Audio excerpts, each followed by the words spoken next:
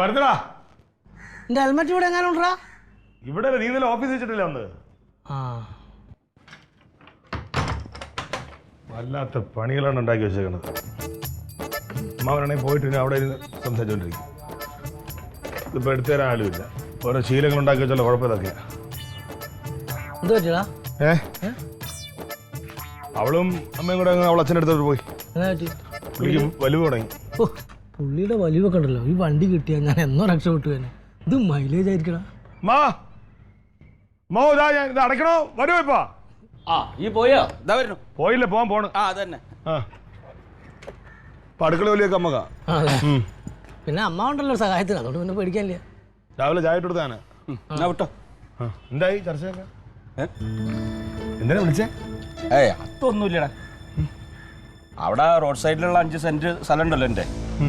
ഞാൻ വയസ്സെന്റെ പിറ്റേ കാലം തങ്കത്തിന് കൊടുക്കാന്ന് പറഞ്ഞു വെച്ച സ്ഥലേ, അതൊന്ന് ഇപ്പൊ രജിസ്റ്റർ ചെയ്ത് കൊടുക്കുമോന്ന് ചോദിക്കാ. എന്താ അവർക്കൊരു 3 ലക്ഷം ഉറുപ്പിയുടെ ആവശ്യമുണ്ട്. ഇപ്പൊ പെട്ടെന്ന് എവിടെ നിന്നും കിട്ടൂല. 3 ലക്ഷം എന്താ അൻസാർ എന്തോ ഒരു ബിസിനസിന്റെ കാര്യം പറഞ്ഞോ? 3 ലക്ഷം ഇപ്പം മുടക്കിയ ഒരു കൊല്ലത്തിന്റെ ഉള്ളിൽ 10 ലക്ഷം ഉറുപ്പ് കിട്ടുന്ന എന്തൊക്കെ പറഞ്ഞോട്ടെ.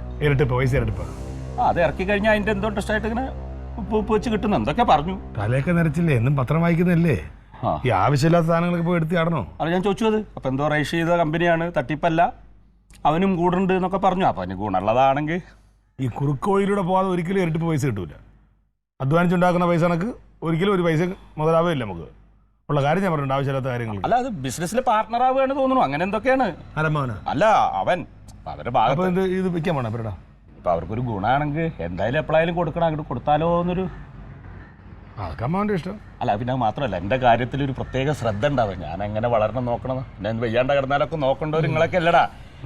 അപ്പോൾ അവൻ അങ്ങനെയൊക്കെ പറഞ്ഞ സ്ഥിതിക്ക് എന്നോടൊരു പ്രത്യേക താല്പര്യമൊക്കെയുള്ള സ്ഥിതിക്ക് ഞാൻ അതങ്ങോട്ട് കൊടുക്കാൻ തീരുമാനിച്ചു. അപ്പൊ ഈ ഗ്ലാസ് എടുത്ത് വെക്കാൻ എനിക്ക് പറ്റില്ല. ഞാൻ എന്നെ എടുത്ത് കഴിയുക. അവനെ ഗ്ലാസ് അവനെ കഴിയാതെ കഞ്ഞി മറന്നുവല്ലേ? വെച്ചേക്കാം. ഇന്നത്തേക്ക് മതി. നാളത്തെ പഴക്കഞ്ഞി കുടിക്കാൻ ഞാനില്ല. ക്ലീറ്റസ് ആണ് ഏർപ്പാടാക്കണേ അല്ലേ? അല്ല, അവൻ എന്തെങ്കിലും കൂടായ്പല്ലോ പറഞ്ഞിട്ടുണ്ടാവല്ലേ? ക്ലീറ്റസ് അല്ലേ?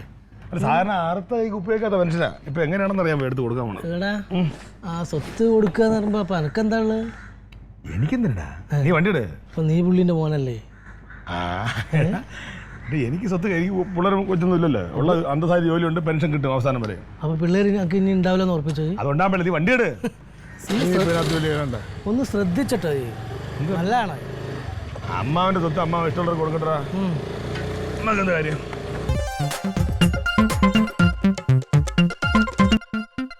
Alien versus Alien.